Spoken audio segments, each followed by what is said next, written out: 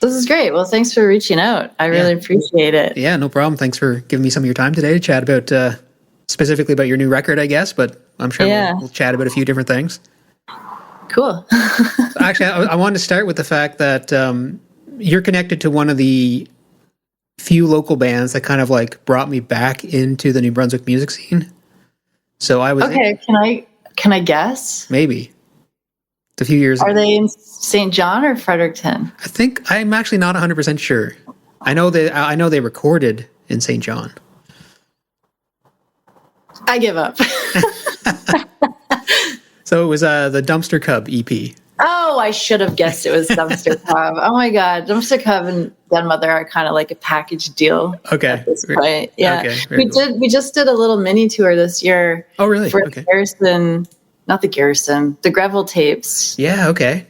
And then last year we did the Greville tapes week recording, which is awesome. Okay. So very cool. Yeah.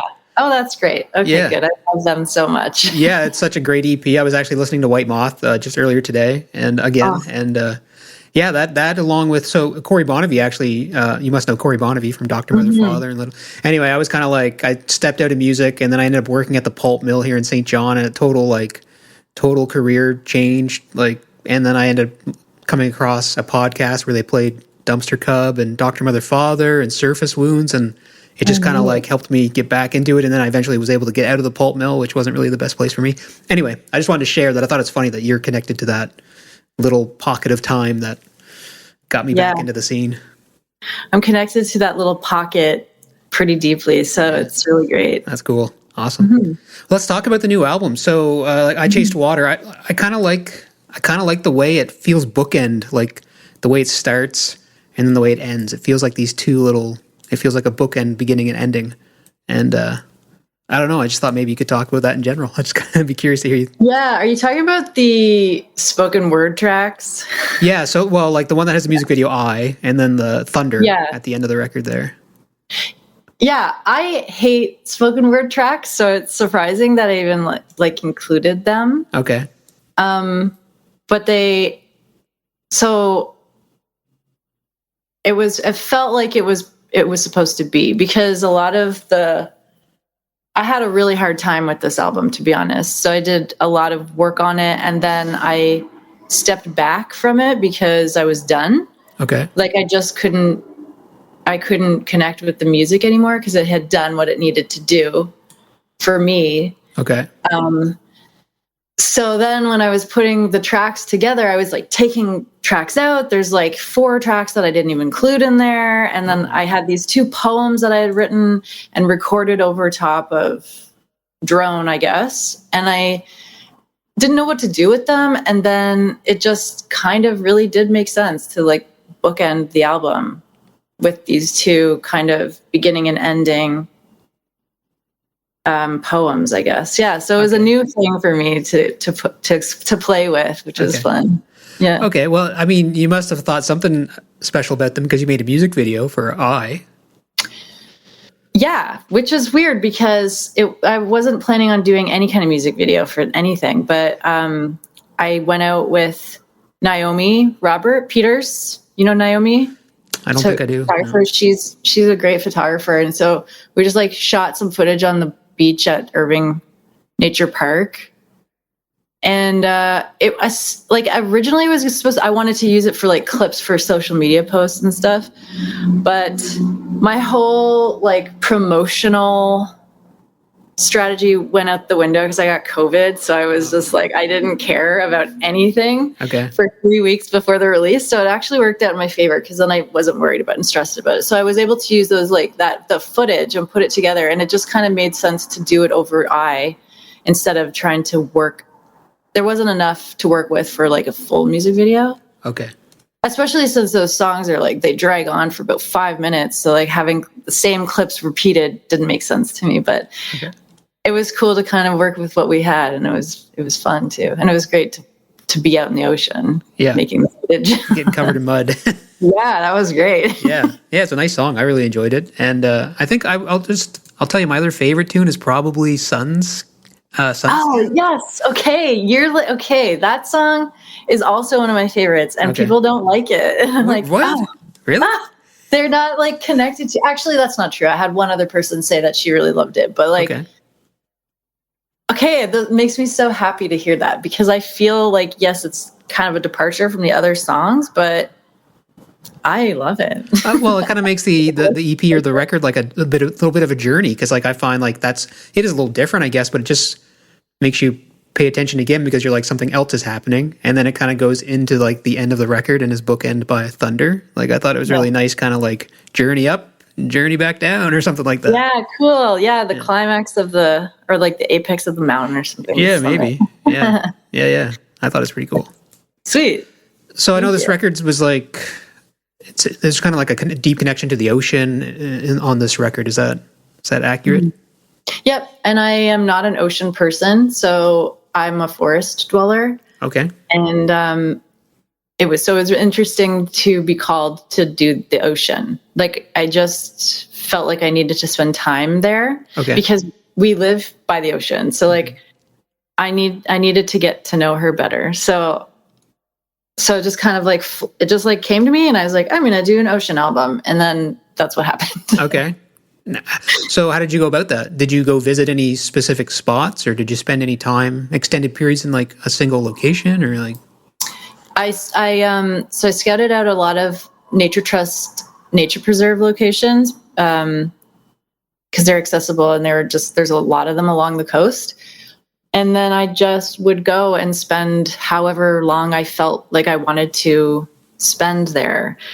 All day trips, maybe an overnight in Chance Harbor, but essentially just like day trips and like following my intuition, just walking the paths, like walking the coasts, sitting, meditating, doing ritual, channeling harmonies. So I would sometimes just like hum along with the waves, which is really cool. Okay. There was a really interesting moment where I went when it was super foggy and the foghorns were really loud. And it was this weird, like, it was terrifying because you can't see out into the ocean, and you're really relying on your sound. Mm-hmm. Like, it was really cool. It was really cool to just go and explore. So some of the places I went to were Black's Harbor, Chance Harbor, Belding's Reef specifically was like, oof, that's where it was the scariest for me, but it was like the coolest too. I had planned to go up to like Shediac, that area, but it didn't make it that far. But so I just was like, I favored Chance Harbor. Okay. So I spent a lot of time there. Okay. Yeah. Do you find when you're kind of like out exploring, do you like write in the moment, or do you kind of like, you take in all the inspiration, then go back to wherever you're staying and kind of lock yourself away and like dump it out? I think it depends. Like I always bring everything I'll need to write in the moment. But sometimes I'm just too absorbed in enjoying what's happening to like actually write, but it doesn't leave my body. So then I'll come home and it'll just kind of like flow out of me. Okay. I did on certain occasions, like force myself to try to write on site and like record things on site, because I wanted to get sound samples and I wanted to like see what I could come up with in those specific locations. So it was kind of challenging, but I think a lot of what happened would be I would experience the day, come back, reflect, meditate, go into like some visualizations and rituals and that sort of thing, and then the music would come out after. Okay, very cool. Mm-hmm. Mm-hmm. When you say visualizations, are you talking about like painting art, or like literally like kind of like a meditation visualization? Meditation. Okay. It's a visualization. That's a fun word. Yeah. But I did reference like imagery, but a lot of it was already in my brain. Okay. Very cool. Do you have a go-to instrument to write on? My laptop. I don't really use instruments that often. Like I don't have the space to set up instruments. I had a keyboard that I was fiddling around with for a while. But for this one, it was mostly just like, I mean, for every kind of the way that I my process is usually like, do I make a drum beat or do I make a synth? And then I build on top of that. So it's usually my laptop is what I start with. Okay, cool. Yeah. So usually a beat and you just feel it out in the moment. Just kind of like I think so. Yeah, I kind of like take what I was going. So I also had a book full of just words, and like some of them are sentences, some of them are fully like full poems, some of them are just like words. And what I find I do is like piece together things. So I wrote a whole song about, I forget what the island is called, but like that island between Maine and New Brunswick near St. Andrews where all those soldiers died. Yeah. Those sailors died like in the 1700s. I was like really in awe about that whole situation. So I wrote a song about that I thought was going to be this like profound, deep, sorrowful song. And then I ended up making it, I took it off the album, but I ended up making it a dance song. So it was like all of this like cool fragments of ideas and things that I got to experience while I was writing the project. I kind of just like I didn't really put a limit on how I would put them together. So that was fun. Okay. I kind of forgot what you asked. I kind of forgot too. Cool. Oh, no, it was about you're talking about putting a drum beat or using your laptop to write. Oh yeah. Right, my instrument. But this time I wanted to like my instrument was the lyrics and my voice, which I thought was a departure from that. So my normal way of doing things. Okay. How do you know when a song is done? Oh God. This was a bad album for that because I wasn't happy with a lot of it a lot of the time. Okay.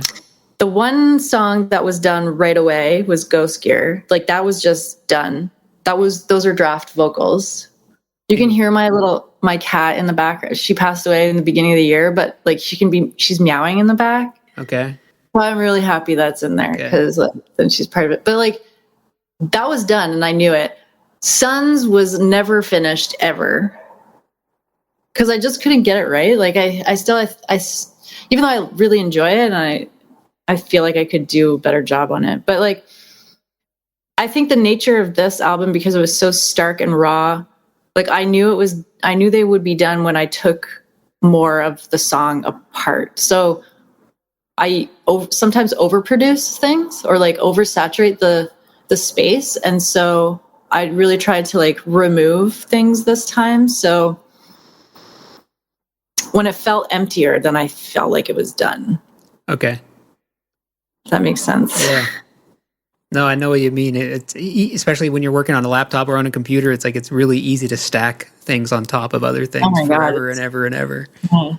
Yeah. Like the last album, the last full length album I put out, I guess, was like that was the mission, was like how much stuff can I jam in the space? Yeah. And so this was like, no, how can I make my vocals more clear and the message and the story, the focal point, and not cover it up with stuff. So like space became an instrument almost, which I thought was really interesting. Yeah. That it happened that way, but yeah. Okay, very cool. So would you bury your vocals on purpose in the past? Absolutely. That's like the thing. DenMother loves to have delay and reverb. When I found out I could do that to my voice years ago, I was like, oh, okay, this is who I am. So, but over the years, like the recent years, I've been kind of like, no, I want to try like making more clear, like not have it so muddied with effects. And then I think there was a few, I can't remember actually if even Sons was like, I was like, no reverb, no delay. And it was just like right in your face. So that's really scary to do for me because like, I don't know, I don't think I have like a very professional sounding voice. So like to be that vulnerable was scary, but the whole album was supposed to be about vulnerability. So it made sense. Okay. Yeah. I find the vulnerability angle kind of fascinating because like, you know, they usually say some of the best art will come out of the vulnerability.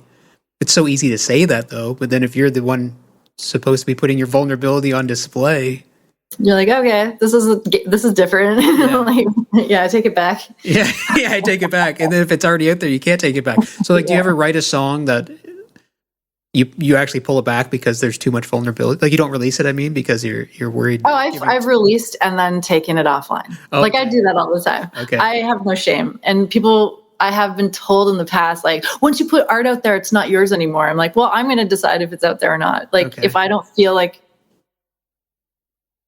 feel connected to it in a way that makes me feel like, you can like disconnect from art that you release and be fine with it. But sometimes there are just ones that you're like, wish I didn't have that one out there. Okay. No one really heard it anyway, so it's not going to be an issue to take it down.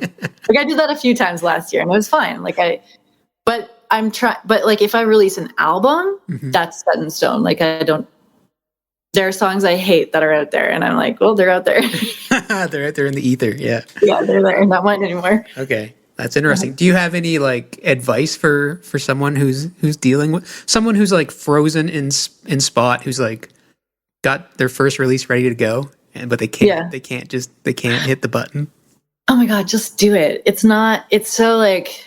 such a weird time for music that it's like, just do it.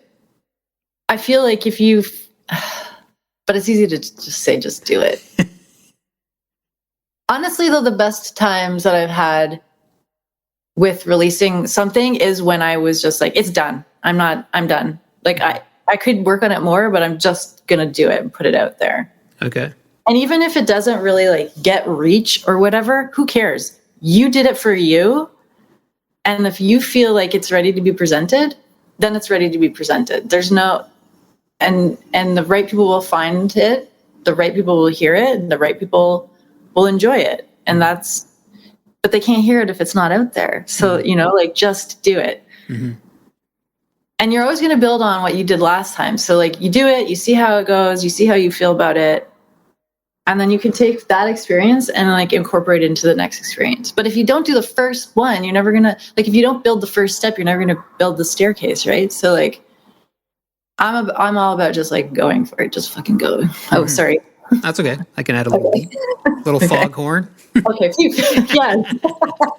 Perfect. No, I think you're right though, because some people will sit on the 10 whatever, pick a number, 10 songs, and then they might not even know that they have 40 songs waiting because they're like so caught up in that first release that they don't understand that there's a whole supply in the background. But I should take my own advice, because I sat on these songs for over a year because I was like, I don't know, I don't want to release them. They're not good enough, or I'm not connected to it. So like, so I should practice what I preach too. I would say years. So I think like 3 to 5 years, because I know, and I've been guilty of it myself, like waiting 3 to 5. You're just sitting on this, and like 5 years go by and you're like, why didn't I write more songs? Like, this is so silly. Oh man, no. Okay. Yeah, no, do it. Just release it. 5 years? Nah. Yeah, too long. That's too long. Think of how many people could have enjoyed that song in 5 years, right? Yeah.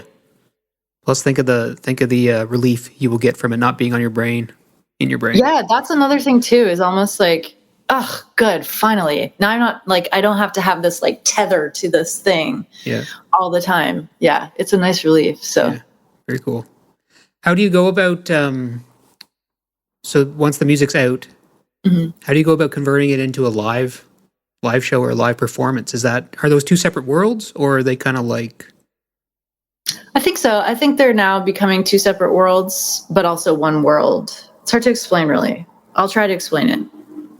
When I first started playing live, as a kid, I hated when bands sounded different live than the recording. And I was like, they should sound exactly how they are in the recording. I didn't understand like the enjoyment of getting on stage and just being fed by the moment. So even when I started playing as DenMother live, I would try to like copy exactly the sound that I recorded. But I don't play instruments live, so I can't. It was weird. So a couple years ago, I just decided I'm going to stop pretending, because I would pretend to play buttons and things. And like, it was taking away from the actual performance, because I was like timing things, so now I will play to a backing track, and that's fine. I'm it's weird, and it's sometimes weird to be alone on stage with nothing else and just like I'm performing for you now. But that's how now I can actually kind of take the music and create, like, it becomes a ritual almost, like it becomes a ceremony, because that's how I want you to experience the song. Okay. I don't want you to I just want you to kind of get lost in the moment. And like the way I can do that is if I get lost in the moment, which I can't do if I'm if I'm trying to make it sound exactly like it sounded on the recording. Okay. I'm giving myself more space now to kind of enjoy and like, oh, who cares? I forget the lyrics all the time. Like, and I used to be so hard on myself for that, but now I'm just like, there's a reason why I forgot the lyrics tonight. It's fine. But yeah, I think it's an evolving thing, and like I'm excited to see how it's going to evolve moving forward, and more theatrical, I'm sure. But so it's kind of like they're separate entities, but they're the same. Performing something live, like I usually waited to perform something live before, like after it was out. I'm only just starting within the last year to like play unreleased songs, and I don't know why I waited to do that. I don't know why I did that weird background, because it's more fun because no one knows what you're playing. So it's like, here's an unreleased track and I'm just really improvising in the moment. And like, I'll never be able to record it that way. Yeah, I was going to ask if you had because of that, have you had songs that ended up changing? Like you thought it was written, then you play it and you're like, oh, wait a minute, this felt differently. So then you adjust the song after the fact before recording it? I've had songs that just never got recorded because they were that moment specific, and I can never I don't know how to replicate it. Okay. But like, for example, I started playing Sons before it was live, but it was already finalized. So I don't really know. So probably not. If I know the song is like going to be on an album or released somehow, I probably won't change it too much. Okay. So probably like like performing written songs is a way to solidify it, or like confirm that it's done almost. Yeah. Okay. Yeah. Yeah. Is that based on a feeling pretty much? Yeah, I think so. I think it's like once the song is ready to be performed by me, I'm like, it's like the stamp. If I'm playing a song that's like, I'm never going to record it, I've just made this cool backing track and I just want to kind of fiddle around and see where it goes, that song will never be released. Actually, the only time that happened was when I did a drone bath for Flourish Festival a couple years ago. So everything I sang on top of that was in the moment, but like the drone track I released. Okay. But like you don't know what I said at the show unless you were there. Okay, that's called a drone bath? Yeah. Okay. It was sort of like a sound bath idea, but it was just like a drone, 45-minute long drone song. Yeah. Cool, like an improv. Was it an improv session? Yeah.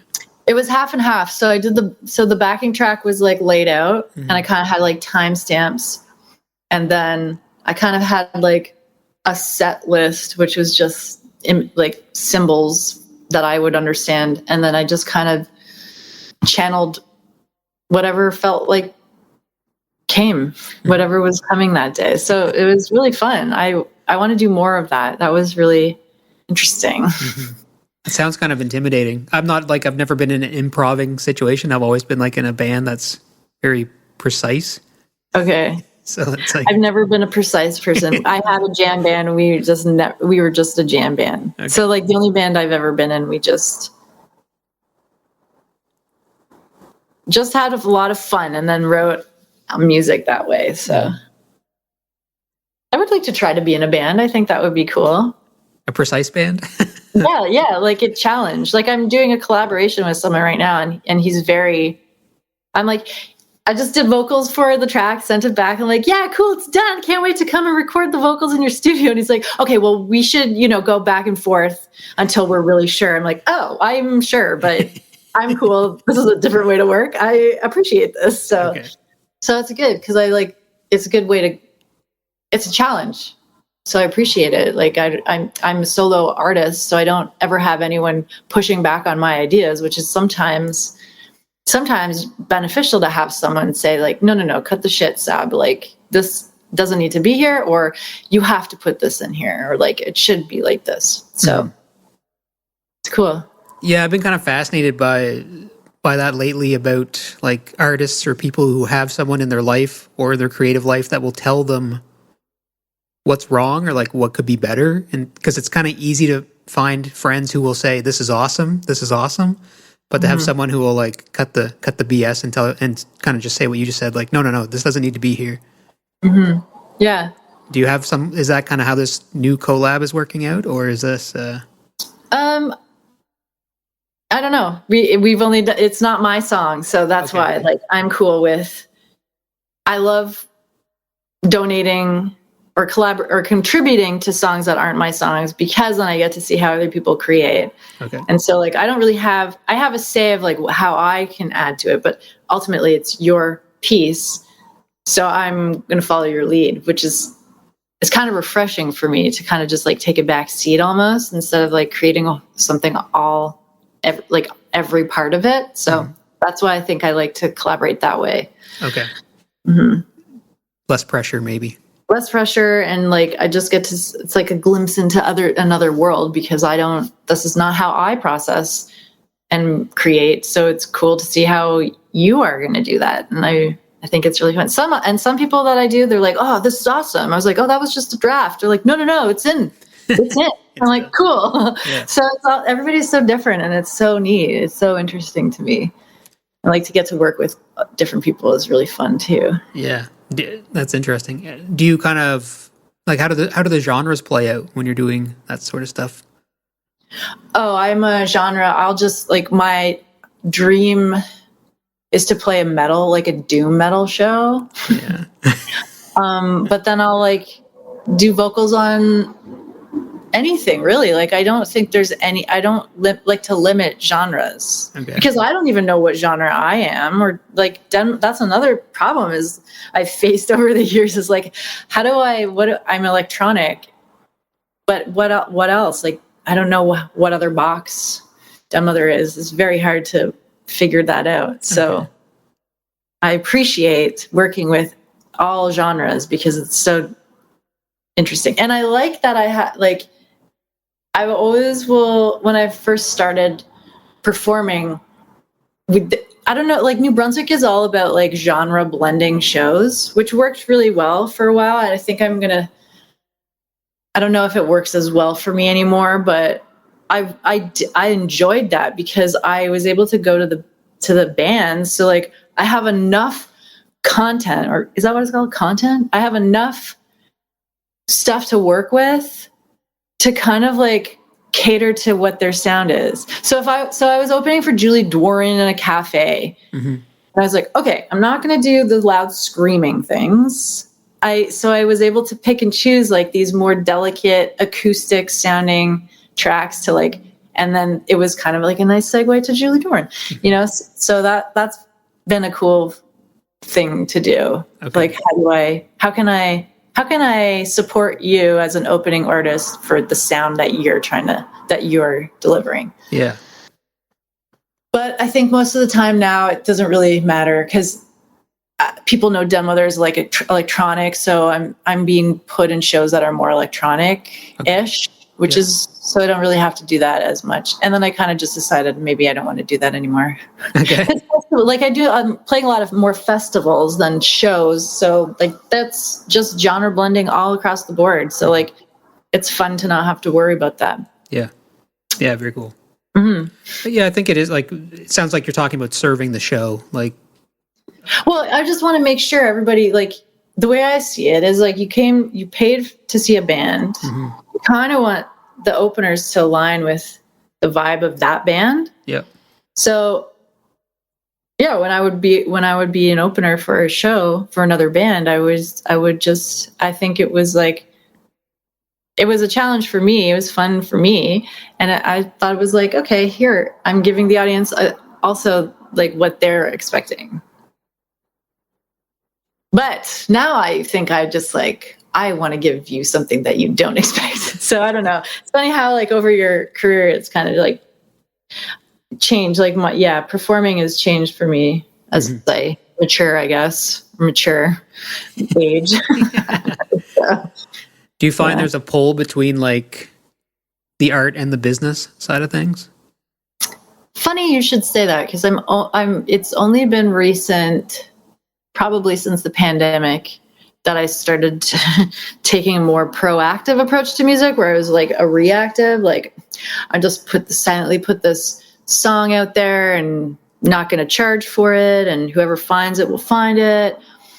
And then I got my first grant in 2020, so I was like, oh, okay, I can do this. Like, there's a system here. So like, and I struggled a lot with when I released, so that album, Franticgram, was like my first major mastered album. Like I really took a lot of pride in that and like how I was going to present it. So I burnt myself out trying to do the business part of it, like the promotional part of it, because it was all so new to me. Yep. And like, I thought that there was a specific way that you had to do, and you had to cater to the algorithm, and you had to like do things right. And like, so I burned myself out after I released that album for 2 years, and I just couldn't do it. And now I'm in like 3 business programs right now, and like really honing in on that you can be professional and you can present your art in a way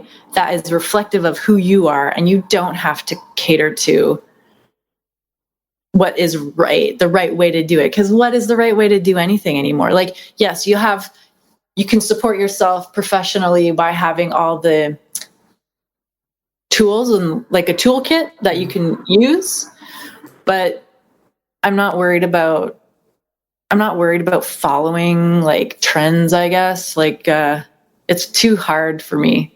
When I try to do like analytics and stuff, I get too involved in it, and then it's hard to separate. But I'm trying to, I have a history of compartmentalizing my life in all aspects. So I'm trying to bring them together, and like, DenMother is the business is DenMother is Sab is the business is Sab is, so it's kind of confusing, but it's more fun that way, I think. I don't know, I feel like I'm taking a lot of pressure off, but also becoming more serious about how I want to present myself as DenMother. Yeah, so now DenMother, okay, so now we're talking like DenMother is like a different entity. It's so weird, right? So I shift into this like, you should really have DenMother play your show. It's not me anymore, it's DenMother. Well, it's interesting you mentioned compartmentalizing. I mean, it's strange to think about that as an art, because, and then you mentioned burnout. Like the business burnout thing is such a dangerous game to play as an artist or a creative person. Yeah, and it's like, it can really bum you out, and it can really feed, like I put so much effort into that and like felt so defeated at the end when seemingly nothing was happening, but there's never nothing happening, right? It's just like what we're being told is the measure of success. And if like you don't meet that measure, then you're a failure. But like, okay, you're not, because you created a piece of art, you put the art out, you promoted the art as best as you could. You like did more than the majority of the world. Like that's a success. So just kind of like separating this, like kind of reevaluating how I view success now has been really helpful. And also being able to shift gears, and like I embody DenMother when I'm making music, creating, when I'm the artist. It's this very spiritual thing for me sometimes. But when I talk about her as an artist, then I can pull myself out, and she's different, right? So then it kind of just, it doesn't burn me out anymore, because it's 2 different things. I don't know, it's a weird thing to explain, and like it's very new to me. Okay. But I'm excited to explore this other side of the industry, honestly. Cool. Yeah. When you were burning out, were you like scared you'd have to walk away? Did it get so bad that like you wanted to ditch your creativity? I did ditch it. I ditched it. I feel like there was about a year where I was just like dead. It wasn't like, no, that's wrong, because I was playing, I played the most live that I've ever played following that year, but I couldn't create. So I was burnt out creatively, but I was able to still feed off of the energy of that album, because it was really, I was still very connected to it. And like, but yeah, in terms of like creating something, this last album, I would think, was probably the first time that I could put myself back into that mode of like, I'm doing a concept album again. Before, it was just like putting pieces together that I had been fiddling around with, or it was a very like relaxed creative time, I think. Okay. But it was, I never, like, even when I say I'm done with DenMother, people who know me for the last 10 years will know how many times I've said that, and how many times I've deleted my Instagram and deleted all my songs off Bandcamp. Like, I'm just done, and I will never do that again. But even if I am done with her, but it's funny because like, even if I create and no one ever hears what I've created, I think that's fine, and that's cool. There's a lot of things that no one will ever hear that I've created just for the sake of getting back into the mode, I guess. Yeah. Mm-hmm. It's funny. So no, to answer your question, no, I never felt like it would be the end of me. Yeah. Okay. Yeah, sometimes it's like an all or nothing world for artists, I find, or creative people. It's either all, or I'm just literally completely done forever. Yeah, I think so. And that's a shame. Yeah. I think maybe it might be like project based. So I might get to the point where I'm like, I am done with DenMother. Like, DenMother's done what she needs to do. Mm-hmm. On to the next project, whatever that might be. But I don't think I could ever just be like, I'm done with creating music. Mm-hmm. So I don't know what else I would do to get all that energy out. Yeah. Yeah, it's got to go somewhere. I need to release it. Yeah. Yeah. That's going to happen to creative people, actually. Speaking from experience, that if you stop doing that, you might find yourself like participating in some habits that are not healthy because you're ignoring an important part of who you are. True. Yeah. God, words of caution. Switching gears a little bit, do you have any, or what would you consider your go-to meditation techniques, if you follow any specifically? Oh, well, it's funny you asked, and this is a really cool segue into the project I'm currently working on, which is about path working, which is a Hermetic Kabbalistic visualization meditation process. So, so I guess I do a lot of active meditation. I don't really like clear my mind. Okay. When I clear my mind when I'm in the forest, I can do that. But when I'm tapping in, it's usually there's a journey that I'm wanting to embark on. There's answers that I'm looking for. And so the path working is guided, and it's very specific, and there's a long lineage of it, and there's specific things that you're supposed to meet and do and see. So it's really kind of like structured. Okay. My daily practice is more or less based around tarot. So like sometimes I'll do a lot of like meditation with the tarot and like go into the card, I guess. Okay. And whatever symbols like pop out for me that way. But yeah, mostly it's just like, what cool thing can I discover in my inner temple today, sort of thing. Okay. So it's not very relaxing. It's pretty intense. It can be pretty intense.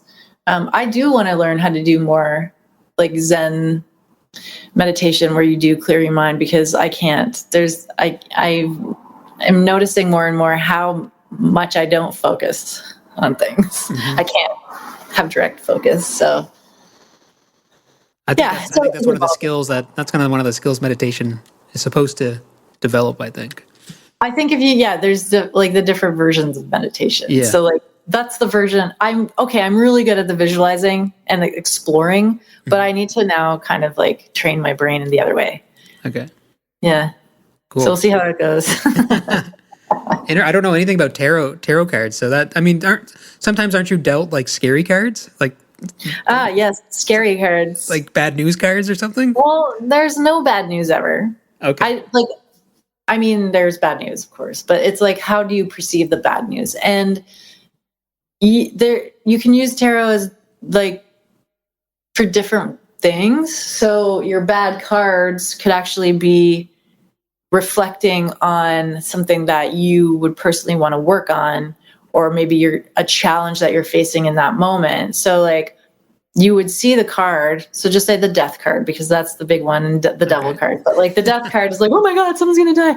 No, man, death, like we're approaching the fall. So what does that mean? There's like this cycle, right? So like, as we like beings follow cycles, so that the season is just an end, right? So you could really just look at the death card as there's an ending that's approaching, or you're experiencing some shifts in your life, and nothing can grow until the thing dies, right? So you can take that card and then pull a few other cards and say like, well, how can I work through this? So it's not like, yes, in 2 weeks you will die, because there's no way. So I like read tarot for people, and there's no way I can predict anything. Okay. Like, I'm not psychic at all. Okay. Like, yeah.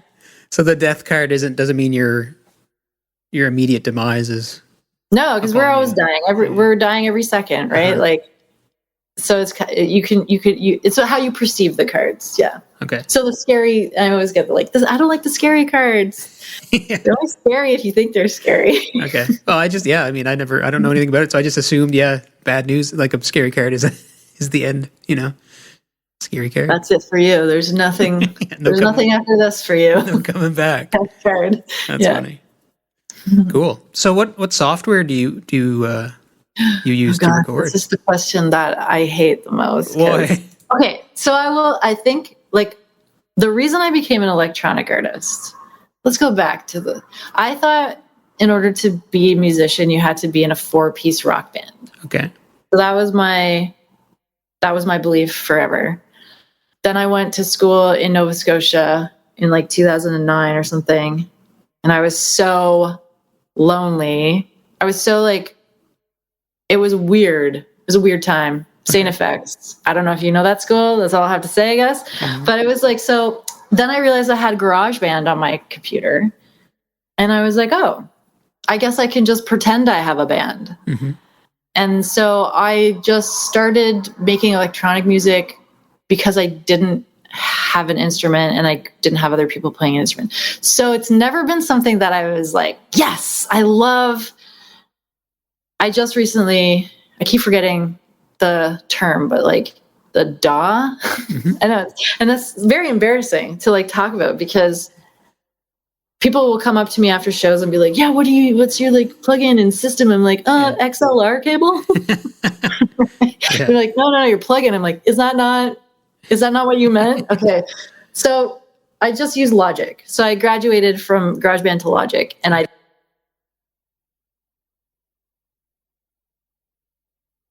my Mac laptop mic to record. It's only like, I just got a real mic a couple of years ago. So all that to say is like, don't get hung up on your equipment, because it's fun to play with minimal stuff. But if you love equipment, then go nuts, because it's a lot. I have a lot of gearhead friends, and they're so into it. And I was like, man, I wish I could be into it. I have tried to teach myself like different things, and it's just doesn't stick. Mm-hmm. So I use Logic Pro, and that's it. That's cool. And that's a solid program, like that's a pretty. It does what it needs. I mean, I do get kind of frustrated with it sometimes. Like I feel sometimes I'm limited, but then I just find a way around it. Mm-hmm. That's part of creativity. Yeah. Just making it work. Yeah.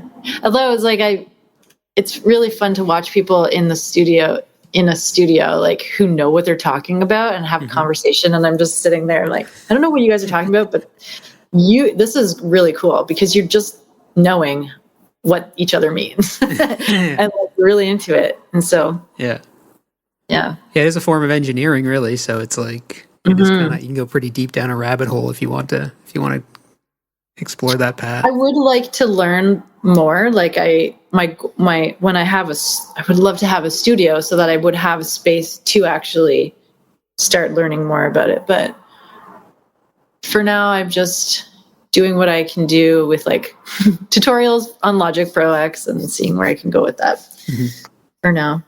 Cool. Yeah.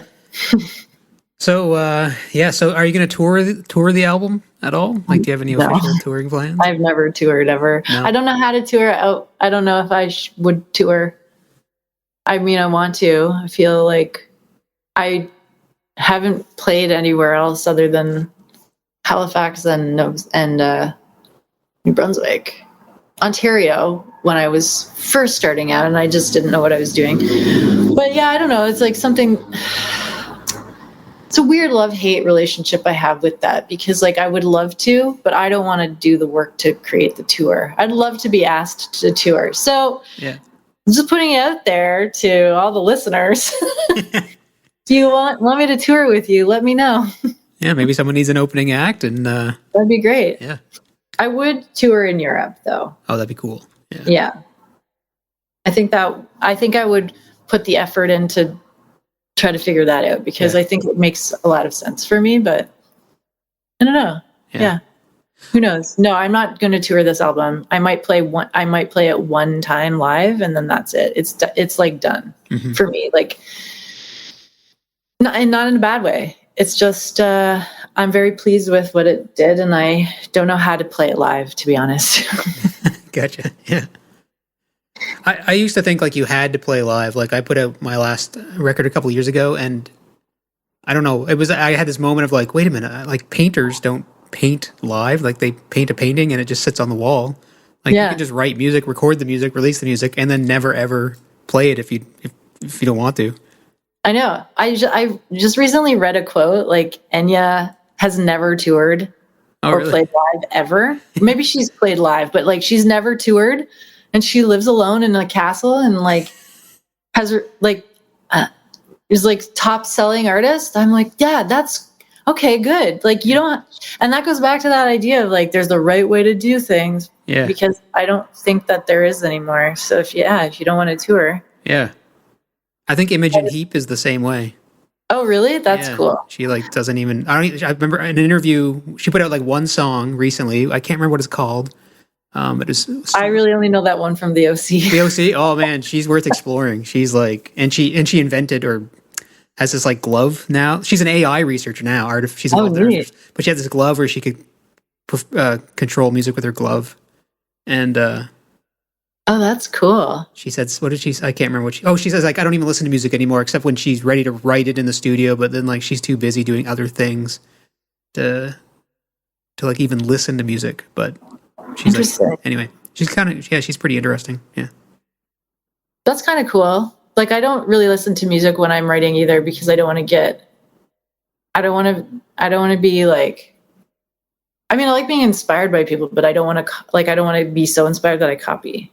Yeah. Yeah. Accidentally, yeah. Leech an idea. But yeah, check out her newest song. I can't remember what it's called. It's cool though. And Last Night of the Empire or something like that. It's really cool. Okay, cool. Yeah. It just like brings me back to the MySpace days where everybody had that song playing on their MySpace page. I actually hadn't even heard that song until recently. So that's the one where it's all vote. So actually and I heard her, it was only in a podcast she was doing, that she wrote that song because she had a whole album recorded and she lost it. So like the hard drive crashed or something and it was all gone. So then when she loaded it back up, that song just came out. Like she just wrote that on the spot or something. Because she was so pissed off that she'd lost all that effort. It was gone. No backups. I mean, then it just became so successful. Yeah. It's pretty cool. Neat. Awesome. That was a great chat. I feel like I've kind of feel spoiled. Pick your brain a bunch. And oh, thank you. That was really fun to go down a rabbit hole there. I hope I didn't say anything embarrassing, but who cares? No, it's I don't think so. Yeah, no, I mean, no, I mean, I'm not embarrassed. So okay, great. That's awesome. So I guess everyone should check out I Chase the Water. Okay. There's a video for I. I'm playing at the Capitol on the 2nd for Parish Fest. Okay. So if you're around, anybody's around. November 2nd? November 2nd. Okay. And that might be the only chance you ever have to see I Chase the Water live. I will never. No, so I'm not playing it. You're not playing it at all. I'm not playing that because it's like a loud show. So this is where I'm just gonna go. It's gonna be a noise set. We'll see. I don't know. I don't know what'll happen. A drone bath. Yeah, I'm excited. I'm just excited to step out of the norm, or whatever the norm is. Okay, cool. Yeah. Well, that's awesome. And then I guess we'll wait patiently for your doom metal record to come out. Oh yeah, well it's already out. It's already out. I thought I thought you were building up to doing a doom metal. Like, oh no, I wanted. So metal. I did. Frantic Ram was my version of a metal album. Yeah, okay, but I was imagining. Oh yeah, the doom. I want to do a doom metal show. Doom metal show. Okay. Got yeah. It. All right. Okay, yeah. Wait for that. That'll be cool. The doom metal show. Yeah. DenMother Doom. Oh yes, DenMother. DenMother writes itself. Now it has to happen. That's it does awesome. Have to happen now. Yeah, that's cool. Cool. All right, awesome. Thank you so much. Yeah, it was great chatting. Yeah, no problem. Thanks for coming on the show. I'll pretty stoked to air this, and I'll spin some of your tunes, of course, at the same time. And sweet, thank you. Perhaps I'll catch you live sometime. That'd be great. I play Haven sometimes, so. Oh, perfect. Yeah. Yeah, that'd be awesome. All right. Well, have yourself a great day. You too. And I'll talk to you again, I'm sure. Yeah, I'm sure we'll cross paths sometime in the future. Okay, cool. See ya. Thanks. Bye.